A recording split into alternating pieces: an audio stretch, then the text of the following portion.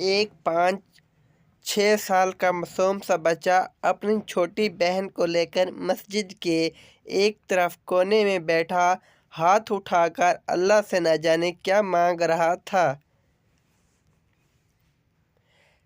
कपड़े में मैल लगा हुआ था मगर निहायत साफ इसके नन्हे नन्हे से गाल आंसू से भीग चुके थे।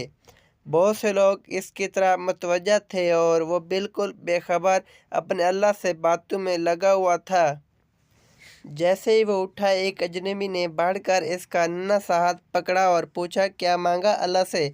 इसने कहा, मेरे पापा मर गए हैं, इनके लिए जन्नत, मेरी माँ रोती रहती है, इसके लिए सब्र, मेरी बहन माँ से कपड़े सामान मांगती हैं, इसके लिए रकम। आप स्कूल जाते हो? अजनबी ने सवाल किया। हाँ जाता हूँ, इसने कहा। किस क्लास में पढ़ते हो? अजनबी ने कहा, नहीं अंकल, पढ़ने नहीं जाता, माँ चने बना देती है, वो स्कूल के बच्चों को फ़रोख्त करता हूँ।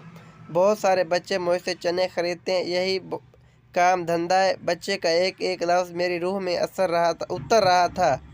तुम्हारा कोई रिश्तेदार है? ना चाहते हुए भी अजनबी बच्चे से पूछ बैठा। पता नहीं, माँ कहती है गरीब का कोई रिश्तेदार नहीं होता। माँ झूठ नहीं बोलती। पर अंकल, मुझे लगता है मेरी माँ कभी कभी झूठ बोलती है। जब हम खाना खाते हैं हमें देखती रहती है। जब कहता हूँ माँ आप भी खाओ तो कहती है मैंने खा लिया है। इस वक्त लगता है झूठ बोलती है। बेटा, अगर तुम्हारे घर का खर्चा मिल जाए तो पढ़ाई करोगे? बिल्कुल नहीं। क्यों? तालीम हासिल करने वाले गरीबों से नफ़रत करते हैं अंकल।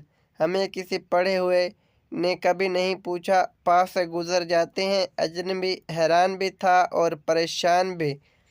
फिर इसने कहा, हर रोज़ इस मस्जिद में आता हूँ, कभी किसी ने नहीं पूछा यहाँ तुम आने वाले मेरे वालिद को जानते थे? मगर नहीं, कोई नहीं जानता।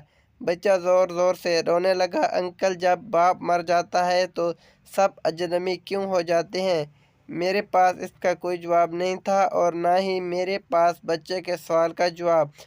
ऐसे कितने मासूम हो गए जो हसरतों से ज़ख्मी हैं।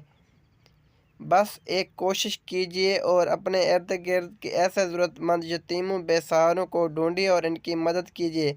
अगर स्टोरी अच्छी लगे तो चैनल को सब्सक्राइब कर दें। शुक्रिया। अल्लाह हाफिज़।